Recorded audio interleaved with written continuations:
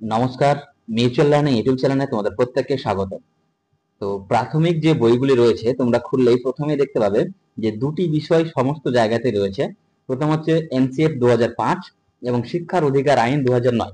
আজকের পাঠে আমরা মূলত এই দুটি বিষয় নিয়ে পুঙ্খানুপুঙ্খ আলোচনা করব। এর মধ্যে এনসিএফ 2005-এ যে সমস্ত বিষয়গুলি ফোকাস রাখা হয়েছে এবং রবীন্দ্রনাথ দ্বারা কিভাবে তারা প্রভাবিত, এবং আরটিই অ্যাক্ট শিক্ষার অধিকার আইন সেখানকার যে সংশোধনীগুলো রয়েছে বা বিভিন্ন ধারাগুলো রয়েছে সেই সম্পর্কে স্পষ্ট ধারণা নেব, এবং সেক্ষেত্রে কি প্রতিবন্ধকতা রয়েছে, সিট রিজার্ভেশন ব্যাপারটা কেমন রয়েছে সেখানে বলা হয়েছে, নাম্বার অফ টিচার কতগুলো হবে বা বিল্ডিং কাঠামো কেমন হবে, ইভেন কতদিন শিক্ষক শিক্ষিকাদেরকে বিদ্যালয়ে উপস্থিত থাকতে হবে, এই সমস্ত পুঙ্খানুপুঙ্খ ডিটেলস আমরা এই ভিডিওতে আলোচনা করব। স্কিপ না করে অবশ্যই লাস্ট পর্যন্ত দেখো, এবং পিডিএফ যদি সংগ্রহ করতে চাও তাহলে আমাদের টেলিগ্রামে যুক্ত হও, এছাড়াও হোয়াটসঅ্যাপ গ্রুপে যুক্ত হতে পারো। এনসিএফ 2005, এনসিএফ যার full form National Curriculum framework 2005।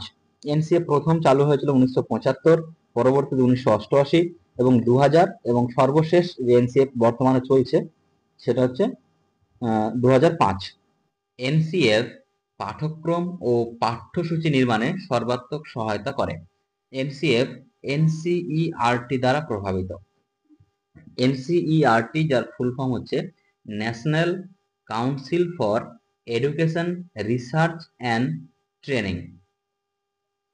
এছাড়াও আরো যে দুটি ফুল ফর্ম তোমাদের জেনে রাখা দরকার, এনসিটিই যার full form National Council for Teacher Education, আর এনসিএফটিই যার full form National Curriculum Framework for Teacher Education.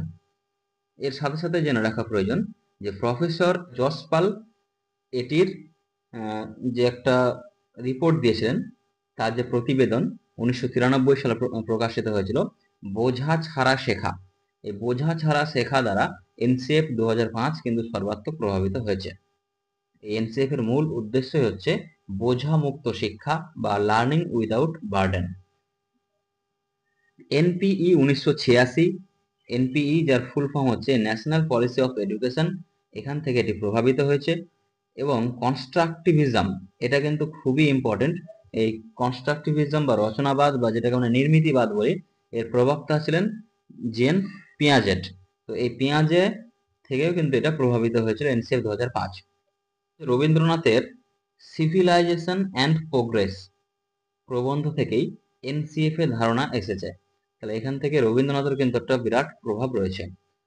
এর উদ্দেশ্য কি ছিল? সামাজিক, বৌদ্ধিক, শারীরিক, নৈতিক বিকাশে গুরুত্ব দান করা। এই কারণেই এনসিএফ আমাদের বলেছেন যে অন্তর্ভুক্তিমূলক শিক্ষা, সবার জন্য শিক্ষা, learning without burden, activity based শিক্ষা, এই সমস্তগুলোকে প্রেফার করছে এনসিএফ 2005। এবারে আরটিই অ্যাক্ট 2009 বা শিক্ষার অধিকার আইন 2009 সম্পর্কে আলোচনা করি। যে 12 ডিসেম্বর 2002 সংবিধানের 86তম সংশোধনীতে শিক্ষাকে মৌলিক অধিকার বা ফান্ডামেন্টাল রাইট হিসাবে গৃহীত হয়। 1 এপ্রিল 2010 এই শিক্ষার অধিকার আইন চালু হয়।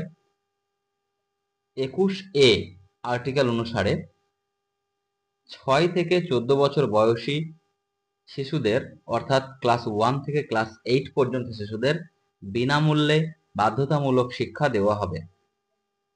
এবং আর্টিকেলের 45 নম্বর আর্টিকেল অনুসারে 3 থেকে 6 বছর বয়সী শিশুদের জন্য প্রাক প্রাথমিক শিক্ষা কেন্দ্রের কথা বলা হয়েছে। এটা খুবই ইম্পর্টেন্ট যে প্রাক প্রাথমিক শিক্ষা ক্ষেত্রের বয়স কত বলা হয়েছে, সেটা হচ্ছে 3 থেকে 6 বছর। আরটিই অ্যাক্ট 2009-তে মোট 7টি চ্যাপ্টার রয়েছে এবং 38টি ধারা রয়েছে বা সেকশন রয়েছে। চ্যাপ্টার 4-তে যে 7টা চ্যাপ্টার রয়েছে তার মধ্যে চ্যাপ্টার 4-তে টিচারের কর্তব্য সম্পর্কে বলা হয়েছে, অ্যাজ এ টিচার তার কি দায়িত্ব বা কর্তব্য থাকবে।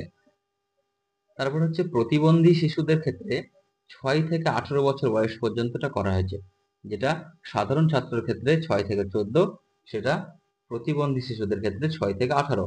বর্তমানে প্রতিবন্ধী টার্মটাকে বলা হচ্ছে child with special need, CWSN। তারপর হচ্ছে এলিমেন্টারি এডুকেশন।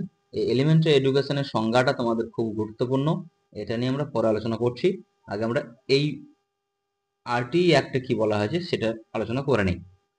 তো এলিমেন্টারি এডুকেশনের প্রথম হচ্ছে প্রাইমারি ক্লাস 1 থেকে 5, তোমরা প্রত্যেকেই জানো ক্লাস 5 এখন প্রাইমারিতে ইনক্লুড হয়েছে, এটাও কিন্তু আরটি অ্যাক্ট অনুসারেই হয়েছে। এবং আপার প্রাইমারি ক্লাস 6 থেকে 8। তো নো ডিটেনশন পলিসি বা এনডিপি, এনডিপির ফুল ফর্মটা তোমাদের জেনে রাখা প্রয়োজন। তো সেখানে কি হচ্ছে, কোনো পাস ফেল কোনো ফেল কিন্তু থাকবে না, মানে কাউকে একই ক্লাসে রাখা যাবে না অ্যাকর্ডিং টু আরটি অ্যাক্ট। এবং আপার প্রাইমারি ক্লাস 6 থেকে 8 সেখানেও কিন্তু কোনো রকম ফেল করানো যাবে না, প্রত্যেকেই পাস করাতে হবে। তারপর হচ্ছে 2019 সংশোধনীতে 5 থেকে 8 শ্রেণীতে, মানে ক্লাস 5 থেকে 8 পর্যন্ত বার্ষিক ফাইনাল পরীক্ষায় পাস না হলে 2 মাসের রিমিডিয়াল টিচিং দিয়ে পুনরায় পরীক্ষার কথা বলা হয়েছে। সেখানেও অকৃতকার্য হলে রাজ্য সরকার সিদ্ধান্ত নেন তাকে পরের শ্রেণীতে উন্নীত করা হবে কি হবে না। তো তোমরা প্রত্যেকেই জানো এখন আর কাউকেই কিন্তু একই শ্রেণীতে রাখা হয় না, যার মূল কারণ এটাই। এবং রিমিডিয়াল টিচিং এর ক্ষেত্রেও এটাও কিন্তু জেনে রাখতে হবে যে কেউ যদি সেই পরীক্ষা উন্নত না হতে পারে, বর্তমানে তো আর ফাইনাল পরীক্ষা নেই, এখন সামেটিভ বা ফর্মেটিভ এরকম এক্সামের কাঠামো হয়েছে, তো সেগুলো নিয়ে আমরা পরবর্তীতে ভিডিও নিয়ে আসবো। তো সেখানে যদি কেউ অকৃতকার্য বা ফেল করে তাকে কিন্তু রাখা যাবে না। তারপর হচ্ছে 1 এপ্রিল 2010 আরটি লাগু হয় কোথায় কোথায়, জম্মু কাশ্মীর বাদে সারা ভারতে। প্রতিবন্ধকতা, এই ক্ষেত্রে প্রতিবন্ধকতা কি কি রয়েছে? প্রথম হচ্ছে যে physical punishment and mental harassment, মানে শারীরিক শাস্তি এবং মানসিক অপমানও কিন্তু বাচ্চাদের এখন করা যাবে না। তারপর হচ্ছে screening procedures for admission of children, মানে কোনো কারণে ভর্তিতে বাধা দেওয়া যাবে না, যেটা আগের দিকে দেখা হতো কারণ নাম ভুল, তার সার্টিফিকেট নাই, কেউ ট্যাক্স দেয় না, এরকম বিভিন্ন রকম কারণ দেখিয়ে তাকে ভর্তি নেওয়া হতো না বা ভর্তি নিতে অস্বীকার করা হতো, এটা কিন্তু এখন কোনোভাবেই করা যাবে না। 3 নম্বর বলছে যে ক্যাপিটেশন ফি, মানে কোনো প্রকার পয়সা লাগবে না, সম্পূর্ণ অবৈতনিক। 4 নম্বর 25% সিট রিজার্ভ রাখতে হবে প্রাইভেট স্কুলেও। কাদের জন্য? EWS, economically weaker section. তোমরা তোমাদের যে ইন্টারভিউ নোট গেজেট পাবলিশ হয়েছে সেখানেও কিন্তু ইডব্লিউএস এর কথা বলা হয়েছে। গরিবদের জন্য, তুলনামূলক যারা আর্থিকভাবে পিছিয়ে, তাদের জন্য 25% সিট কিন্তু প্রাইভেট স্কুলেও বরাদ্দ রাখতে হবে। তারপরে 5 নম্বর বলছে প্রাইভেট টিউশন বাই টিচার্স, শিক্ষকদের টিউশন পড়ানো যাবে না। 6 নম্বর running of schools without recognization, মানে রিকগনিশন ছাড়া স্কুল কিন্তু চালানো যাবে না। তারপর হচ্ছে প্রাইমারি স্কুল বাড়ি থেকে 1 কিলোমিটারের মধ্যে থাকতে হবে, যাতে বাচ্চারা সহজেই পায়ে হেঁটে স্কুলে যেতে পারে। এটা কাদের জন্য? ক্লাস 1 থেকে ক্লাস 5। আপার প্রাইমারির ক্ষেত্রে এই ডিস্টেন্সটা হবে আপ টু 3 কিলোমিটার, অর্থাৎ 3 কিলোমিটারের মধ্যে তাদের স্কুলটা হতে হবে। শিক্ষাকে মৌলিক অধিকার স্বীকৃতি দেওয়ার ক্ষেত্রে ভারত 135তম রাষ্ট্র। এই প্রত্যেকটা কোশ্চেনই কিন্তু খুব ইম্পর্টেন্ট, তোমরা নোট ডাউন করে নিতে পারো। তারপর হচ্ছে 51 এর কে নম্বর ধারায় বলা হয়েছে যে অভিভাবক বা প্যারেন্টস নিজের দায়িত্বে তার শিশুদের প্রাইমারি এডুকেশনে নিযুক্ত করবে। অর্থাৎ যে কারোর বাড়িতে যদি শিশু থাকে যার বয়স 6 থেকে 14 বছর, তাকে কিন্তু নিজ দায়িত্বে সেই গার্জেনকে স্কুলে ভর্তি করে আসতে হবে। তো হচ্ছে number of teachers for class 1 to 5, মানে ক্লাস 1 থেকে 5 পর্যন্ত কতজন শিক্ষক শিক্ষিকা দেওয়া প্রয়োজন বিদ্যালয়ে। আরটি অ্যাক্ট কি বলছে? বলছে অ্যাডমিটেড চিলড্রেন বা প্রাথমিক শিক্ষার্থীদের ক্ষেত্রে 30:1 অনুপাতে, অর্থাৎ প্রতি 30 জনে একজন টিচার নিয়োগ করতে হবে। যদি 150 প্লাস স্টুডেন্ট হয় সেক্ষেত্রে 5 জন টিচার, তার সাথে সাথে একজন হেড টিচার থাকতে হবে, মানে 150 প্লাস স্টুডেন্ট হলে 6 জন টিচার থাকতে হচ্ছে। তারপরে 200 প্লাস স্টুডেন্ট হলে সেই ক্ষেত্রে অনুপাতটা একটু বেড়ে যাবে, সেক্ষেত্রে অনুপাত হবে 40:1।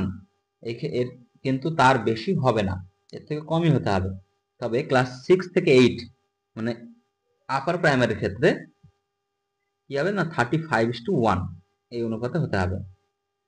বিল্ডিং কি ধরনের হবে, যে শ্রেণী কাঠামো হবে, একজন শিক্ষকের জন্য একটি ক্লাসরুম এবং হেড টিচারের জন্য আলাদা রুম, এছাড়াও ছেলে মেয়েদের আলাদা টয়লেট ব্যবস্থা থাকতে হবে, খেলার মাঠ থাকতে হবে, মিড ডে মিলের জন্য আলাদা রান্নার সুব্যবস্থা, সর্বোপরি বিশুদ্ধ পানীয় জলের ব্যবস্থা রাখতে হবে।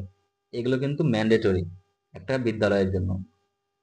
তো যদি তোমাদেরকে জানা হয় যে স্কুলের পরিকাঠামো কি ধরনের উন্নতি প্রয়োজন, তোমরা এগুলো উল্লেখ করতে পারো।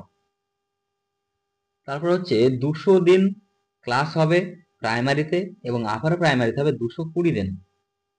টিচার্সদের 45 আওয়ার্স কাজ করতে হবে উইকে, মানে এক সপ্তাহে 45 ঘন্টা তাদেরকে বিদ্যালয়ে কাটাতে হবে বা টিচিং দিতে হবে। এর সাথে সাথে বলেছে কি, এসএমসি অর্থাৎ স্কুল ম্যানেজমেন্ট কমিটি, যেটা প্রত্যেকটা বিদ্যালয়ে গঠন করা হয়, এক্ষেত্রে কি করতে হবে, যে প্যারেন্টসদেরকে 75% রাখতে হবে। স্কুল ম্যানেজমেন্ট কমিটিতে 75% গার্জেনকে ইনক্লুড করতে হবে।